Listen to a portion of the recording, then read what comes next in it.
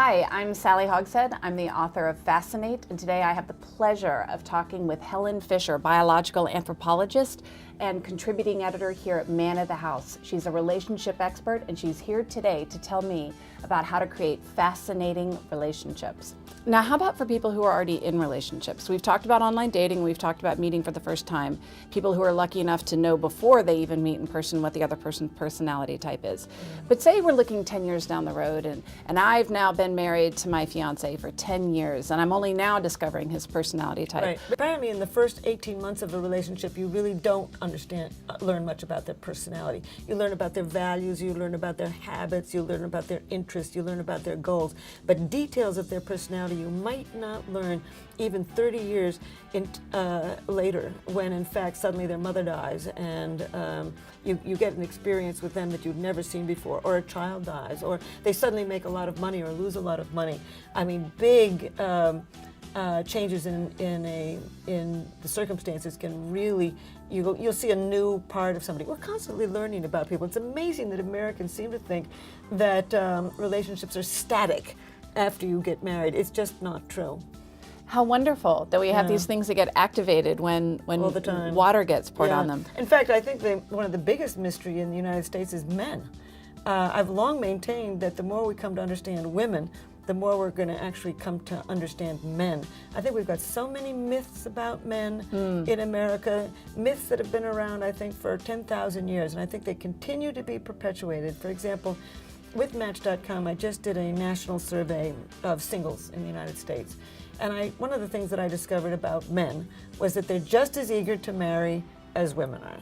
Just as eager to marry as women, just as eager to make a commitment, more eager to have children. In every single cohort from age 21 all the way through age 65, more eager than women to have children.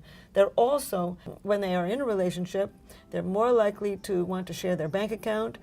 They're less likely to want to have nights out with the boys, less likely to want to travel by themselves. And so I started going around America talking about men. And some of the things we found in the survey. Well, not only did women not want to believe this about men, that men wanted to commit, that men fall in love faster than women do, that men don't want the boys' nights out the way women do, but men didn't want to believe it either. Really? I was on the radio with somebody on the West Coast. Isn't that crazy? And yes, it is crazy. It's half the human race. And what vested interest do men have in perpetuating the myths about their own gender? How can we as women support identifying a new paradigm for what masculinity is? Yeah. Well, I think we can start out by looking at the facts and accepting the facts. I mean, for example, these women's magazines who are absolutely convinced that men don't commit. I actually spoke to a woman from a women's magazine, and she wanted to talk about recently, this past week, why men don't want to commit. And when I said to her, the really interesting thing here is the myth that your magazine is perpetuating, that men don't want to commit. Why are we perpetuating these myths about men? Why are we doing this? Where did these myths come from? And I began to think to myself, well, I'm going to start calling some academics. So I called a social historian to ask her, Stephanie Kuntz, she's a really fine social historian, where did this myth come from that men don't want to commit? And she didn't know.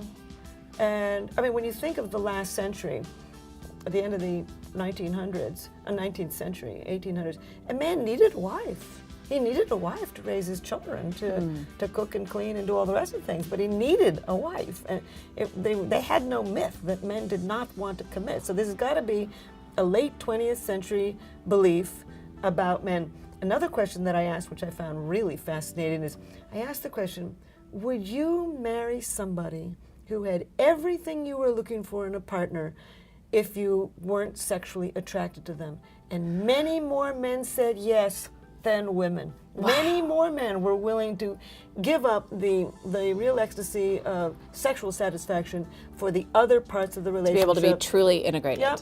And I asked a friend of mine, one of my young relatives, he said something that I finally understand. He said, Helen, my wife is not the best in bed, but she's a wonderful mother to our daughter. I love talking to her. She's hilariously funny. We love going on vacations together. I'm in love with her. She's the woman for me. And we somehow think that men are sex machines and women are love machines, and that never the twain will meet. It's simply factually incorrect. I'm Sally Hogshead, the author of Fascinate, and I've had the pleasure of talking to Dr. Helen Fisher today, biological anthropologist and relationship expert. And you can learn more about fascinating relationships at manofthehouse.com.